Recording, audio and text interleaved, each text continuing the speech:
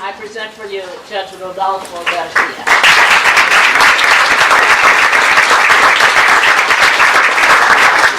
Thank you, Dean, and I'm glad to be here. I'm here to pass in the hope of making those present a little better informed based on what I've experienced. I've interspersed in my talk some lessons that I'd like you to take away with you from this talk. And so let me begin. As you know, I'm a lawyer, now an appellate court judge. I was a trial judge before I became an appellate court judge. My parents were farm workers. I am the second youngest of 3 brothers and 2 sisters. I was the first to graduate high school and the only one to graduate college and become a professional. But I can assure you, I am not the smartest one in my family. I may be, however, the luckiest one. Lucky to have been born late with little responsibility to support the family. Thus, I was able to continue my schooling. Lucky to have been around when financial aid was plentiful. I completed a 4.5-year plan at the University of Illinois at Urbana-Champaign with about $2,500 in loans. That's a small amount given the education that I received. At the University of Illinois, I was lucky there too. One of my roommates turned out to be a straight A student in college going on to med school. I learned how to study from this individual. And here's lesson number 1. It doesn't matter for the vast majority of us how smart we are or how smart we think we are. You have to know how to study. Really, you have to know how to learn, how to acquire knowledge. It doesn't happen by chance. It takes work. The study habit I learned from my roommate was to take good notes and rewrite those notes repeatedly, 3, 4, 5 times. He explained to me that you're using multiple senses in the course of rewriting your notes. You're looking at your notes, you're silently reading your notes, and you're rewriting your notes. The rewrites shouldn't be legible. It's the exercise that matters. My roommate in college, a far superior student to me, studied every day from 6 p.m. to 10 p.m. and then he partied with the rest of us. Good study habits are part of learning to learn, but you also have to enjoy your life as a college student. After college, I was lucky to find job opportunities in abundance. My major was economics. I did nothing with that degree. I became a computer programmer, much like being for one of the Ma Bell telephone companies, Illinois Bell. Being a computer programmer was also part of my lucky streak. While at the U of I signed up for Computer Science 101 twice. I dropped the class each time. As I recall, nothing sunk in during those first couple weeks of class, and I had to cut my losses. Lesson number 2. There are very few of us that excel in every class. You have to keep searching until you find the subject that stirs your interest and makes you want to study, learn, and absorb knowledge. But context makes a difference. I couldn't handle a basic computer programming class in college. Getting paid to learn may have been the difference. Lesson number 3, you never quit. You never discount your ability to learn in the right environment. Back to me.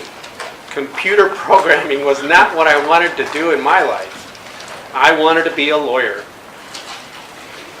Having learned how to study in college, I set my sights on doing my best on a law school admissions test. I bought one of those study books based on old exams, and I went through it from start to finish. I did not party during that period of preparing for the LSAT. I don't think I even dated. My objective was to do the best I could do on the LSAT. Lesson 4. To achieve a lifetime goal, you have to be willing to sacrifice some of your life in the present. The notion doesn't seem to be in vogue anymore, but the older generation referred to it as postponing gratification. Your reward will come later in life. You have to get through the hard part, learning what you need to know to earn a good living. Let me expand on this point. Because for a professional, it isn't that you learn something and after that you're on easy street. That's not the way life works. You will always be pushed to learn more, to hone your skills, to be better at what you do, or at least maintain the level of performance that you reach. And that should be a high level. That's the life of a successful professional. Every good lawyer has to continue to work hard at remaining a good lawyer. No good lawyer can coast in professional life. As I stated, I was lucky to have a highly skilled roommate in college. My med school roommate scored at the 99th percentile on the med school admissions test. Unheard of. Of course, someone has to score that high, just like the lottery pushers say someone has to win. But it's an achievement that excludes 98% of the rest of us. This leads me to what else can make a difference in your life. Competition is good. My former roommate did well in his MedCats. I wanted to earn a good score in my LSAT. So back to lesson number 1. I applied the study habits I learned from my roommate in going over that LSAT study book. It paid off. If nothing else, I'm sure there was a far greater benefit to studying the LSAT than what I mentioned now. But the one clear benefit from going through that book was that I knew what the questions were asking for, which meant I didn't spend much time making sure that I had the right understanding of each question. More time on the actual questions being asked produces, I think, a better answer. I was on the waiting list at the University of Chicago Law School. The year before, while working at Illinois Bell, as you were informed, I was accepted and took a couple courses at the University of Chicago Business School part-time program. Luck didn't fail me again, and a spot opened up for me at the law school. Just between us, I was barely an average student, but I nonetheless learned a great deal, and that U of C education continues to pay off for me.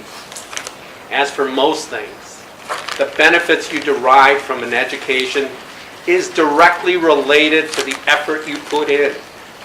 My effort was staying up with my fellow students who were, much like my roommate in college, far better academic students than me. No one can question that the University of Chicago is a great law school, but no law school has a monopoly on good lawyers. Every law school graduates good lawyers. Some lawyers become good lawyers only through practice. That is, they don't have the academic record behind them, but they learn to become good lawyers because they're driven to become good lawyers. I submit that good lawyers from whichever law school are lawyers that dedicate themselves to the profession. That, I submit, is the key to success. To be, as the Marines say, the best you can be. And too often, for Latino students, you haven't been pushed hard enough. And you won't know that you've been pushed hard enough until it seems like too difficult a mountain to climb. It isn't. You have to push yourself. You have to strive to improve your study habits. You have to use those study habits to have better academic success. My daughter graduated from college last year, At finals time during her senior year, she called me very upset. That means she was crying. That she was being asked by one of her professors to do what she thought was too much. She feared that she wouldn't have time to study for the finals in her other classes. I told her to communicate that to her professor. In the end, everything worked out. She got an A in that class that was too demanding, she thought was too demanding for her. Lesson 6, you don't know at this point in your life what your potential is. Whatever success you've had so far is just the tip of the iceberg in terms of your potential. But achieving your potential comes at a price. That price is hard work. You cannot achieve it any other way.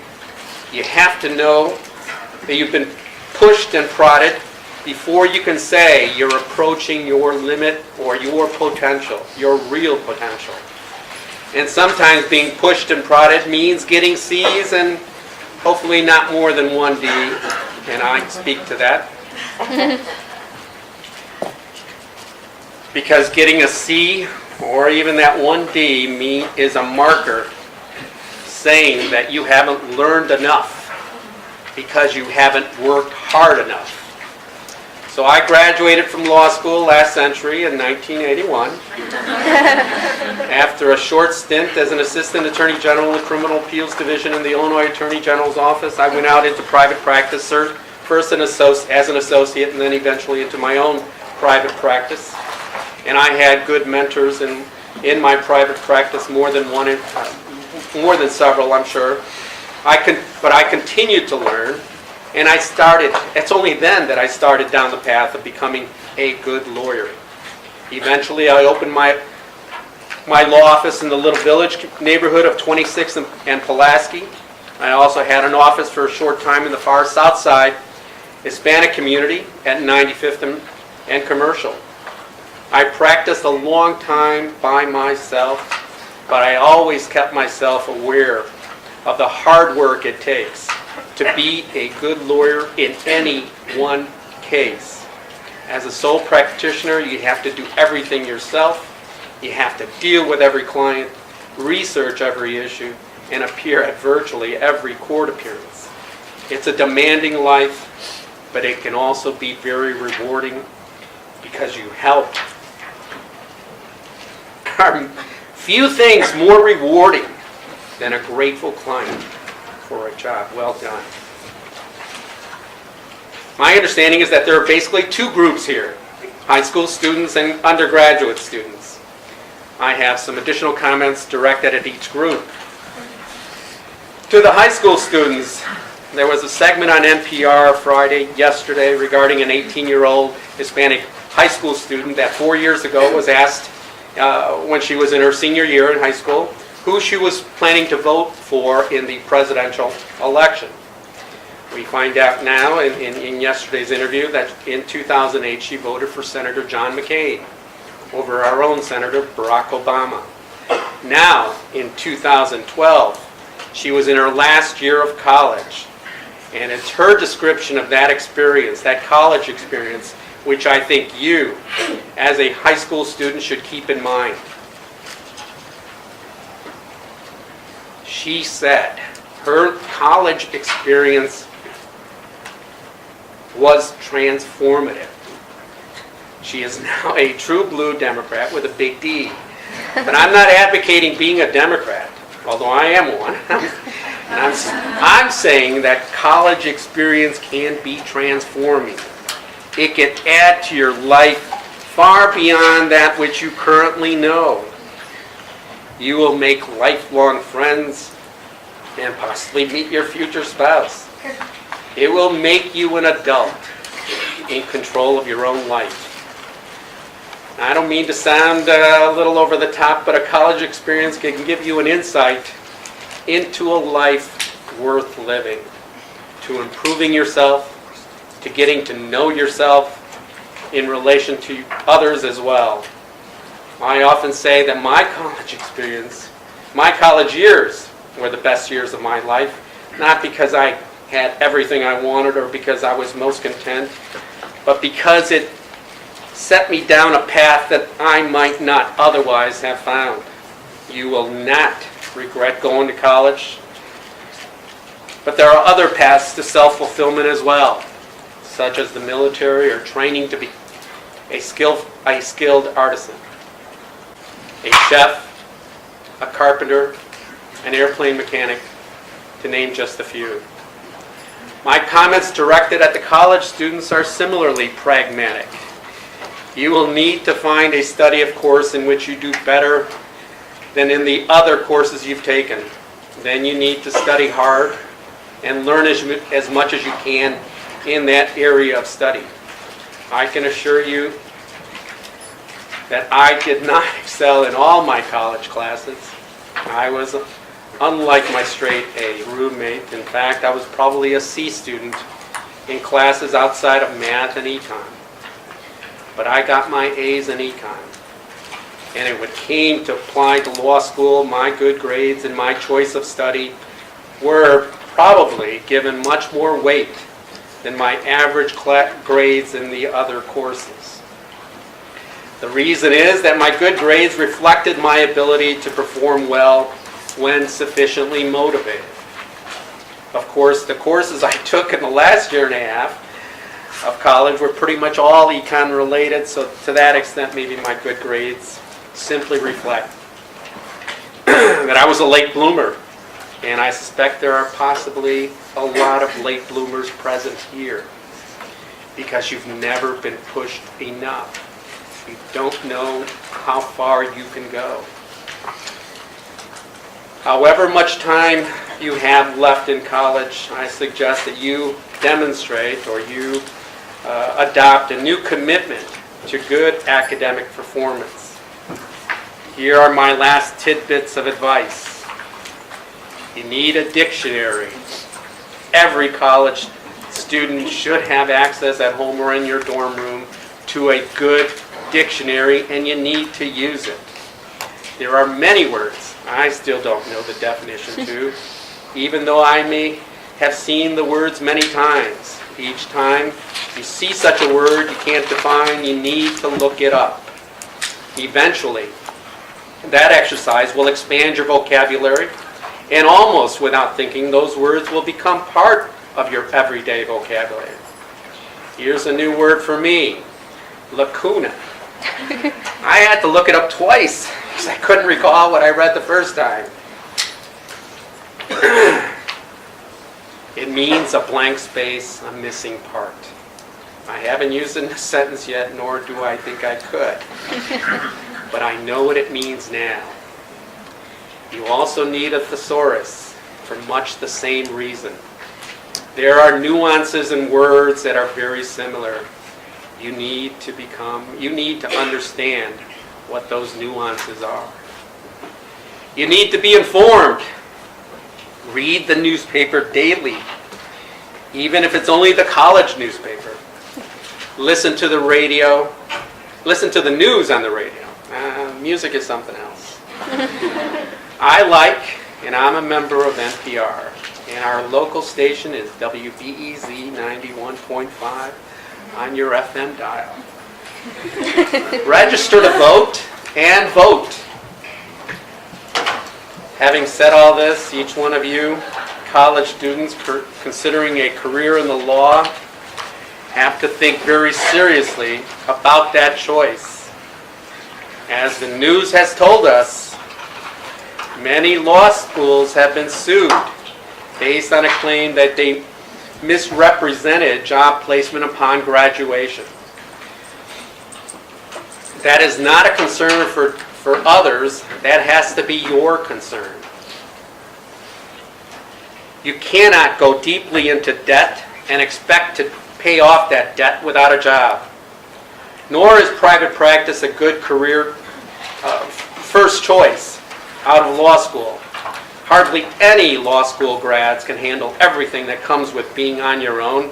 And I'm not just referring to the practice of law itself. It's a business. You need to have business skills, including setting a reasonable fee and then being able to collect that fee. Here's one of those horror stories. A young lawyer represented an individual charged with a crime on a promise for a fee at the conclusion of the trial. The problem for the lawyer is that if he loses the trial, the client says, "What did you really do for me?" If the lawyer wins, the client says, "I was innocent all the time. I really didn't need your help." Don't go to law school thinking you're going to be well off by starting your own practice. You may eventually earn a good living, but there will likely be very many lean years before you do. In the meantime, the student loans must be paid.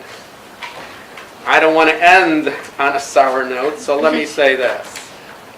If it's your dream to be a lawyer, then chances are you have the determination, the persistence, maybe what some would even call the stubbornness, to overcome every obstacle that you will encounter in the path to becoming a successful lawyer. Just begin with your eyes wide open. In the end, set high expectations for yourself and measure how well you're doing living up to those expectations from time to time. I can almost assure you, if you get past the hurdles as a member of the legal profession, you will have an opportunity to create a life in the law that will be filled not only with success, but personal gratification and fulfillment. That's the message I leave you with. Thank you for your attention. I don't want communication to be only a one-way street. This is the first time I've given this talk. You're welcome to ask questions or make comments now. If you're still curious about the path my career took, I'll certainly consider answering those questions as well. What was the transition like going from private practice to being a judge? What were the differences? Was it hard to get accustomed to initially as a judge? Yeah, I think the hardest thing is that you have to make a decision that is going to impact those in front of you, possibly the rest of their lives. And so you have to be very certain of what that decision will be. You have to know, just as you have to apply the same skills that you applied as representing a client in deciding the case that is pending before you. I didn't see much of a downside to being a judge. I thought it saved me from having to do those quarterly tax returns and being a business person, which I didn't really want to be. I wanted to practice law. I wanted to know the law, and being a judge allowed me to do that. What's one of your most memorable cases, a case you'll never forget, that you just couldn't believe it? I think I've had several, but here's one. I represented an individual who was fortunate not to have been charged initially. He was away, and the other individuals who he was supposedly with at the time, they beat up someone, were tried before he was arrested. They were all convicted. This individual then gets charged, and he hires me to represent him. But I had some additional information that maybe the other lawyers didn't have. The complaining witness, the person who claimed that my client was involved in the beating, I had been shown photographs of a series of photographs, at least two of which were of my client. Yet he didn't identify my client. And so during the cross-examination of this individual, I asked him, I asked him about his viewing of the photographs, and he claimed to have been under the weather at the time. And I asked him, well, did you tell the officer that was showing you the photographs that you weren't up to seeing those photographs today, and it might be better if you came back another day? And of course he didn't. And ultimately I asked him, the reason you couldn't identify my client was because you had no image in your own mind of what that individual looked like. And to that extent, you couldn't compare what you had in your mind to the photograph of my client because you had none. You didn't say, well, this guy looks like him, or this guy's, hairstyle is a little different. He didn't do anything. And of course, my client was found not guilty.